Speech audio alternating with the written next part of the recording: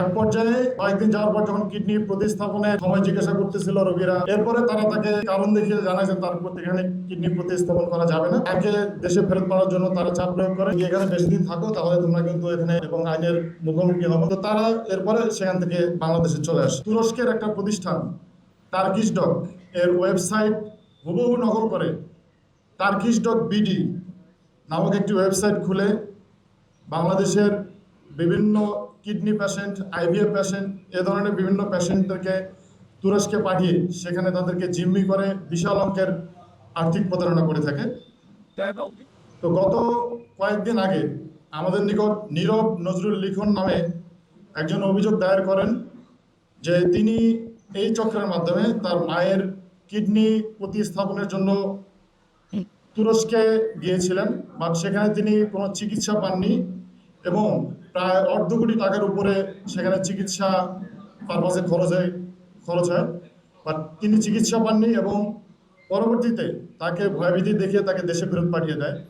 তিনি দেশে এসে সংশ্লিষ্ট প্রতিষ্ঠানের সাথে যোগাযোগ করলেন যে তার চিকিৎসা না পাওয়া এবং এই সংক্রান্ত তার ক্ষতিপূরণ দাবি করলে উল্টো তাকে আরো ভয়ভীতি দেখিয়ে তাকে হুমকি প্রদান করে।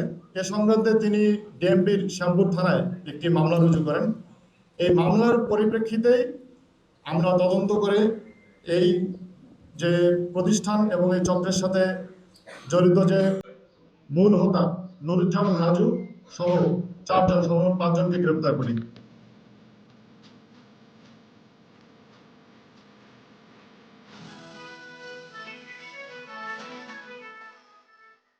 এবং মামলার এজাহার এবং যে গ্রেপ্তারকৃত আসামিদের যে প্রাথমিক জিজ্ঞাসাবাদে আমরা জানতে পারি যে মামলার বাদী এই যে নীরব নজরুল লিখন, তিনি একজন ব্যবসায়ী, তার মা একজন কিডনি রোগী এবং দীর্ঘদিন থেকে তিনি কিডনি ডায়ালিসিস করতেছিলেন এবং এক পর্যায়ে তার কিডনি প্রতিস্থাপনের প্রয়োজন হয়।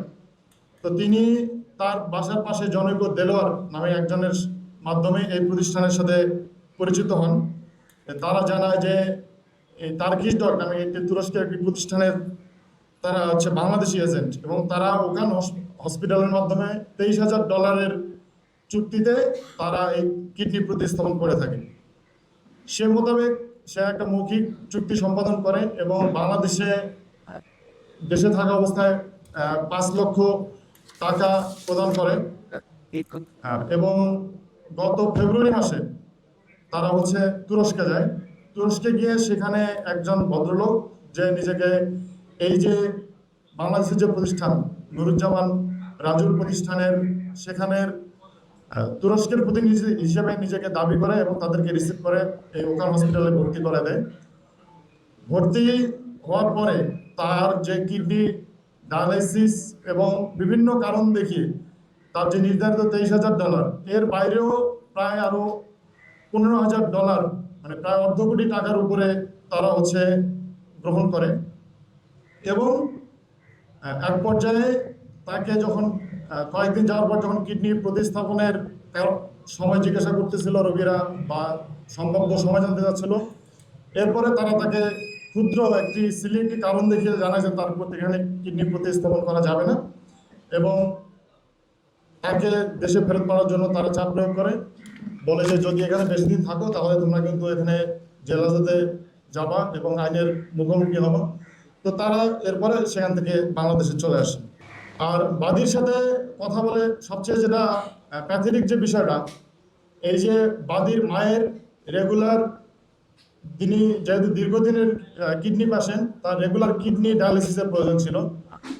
তো এই চক্র তাকে হসপিটালে ভর্তি করার পরপরই তার মায়ের জরুরি কিডনি ডায়ালাইসিসের প্রয়োজন পড়ে, যেহেতু কিডনি ট্রান্সপ্লান্ট কয়েকদিন দেরিতে হবে বা বিভিন্ন পরীক্ষা নিরীক্ষার প্রয়োজন। তো ইনস্ট্যান্ট যে কিডনি ডায়ালিসিস জন্য তাকে ইনস্ট্যান্ট তখন তারা তার কাছে $5,000 নেয় যে এই টাকা না দিলে তোমার মায়ের কিডনি ডায়ালিসিস আমরা শুরু করবো না। তো এই ধরনের সে একটা ভয়াবহ অভিজ্ঞতার একটা সম্মুখীন হয়।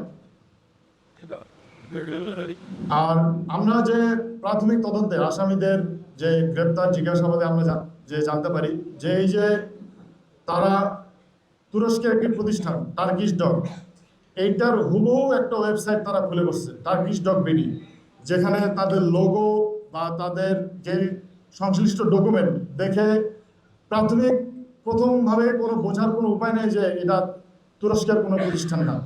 তিনি তার প্রতিষ্ঠানে বাংলাদেশের পতাকা, তুরস্কের পতাকা ব্যবহার করে এমনভাবে অফিস খুলে বসেছে যে মনে হয় যে এটা তুরস্কের কোনো প্রতিষ্ঠান, বাট সেই দেশের কোনো প্রতিষ্ঠানের কোনো এগ্রিমেন্টের বা তাকে যে অনুমোদনের এ ধরনের কোনো কাগজপত্র তিনি দেখাইতে পারেননি।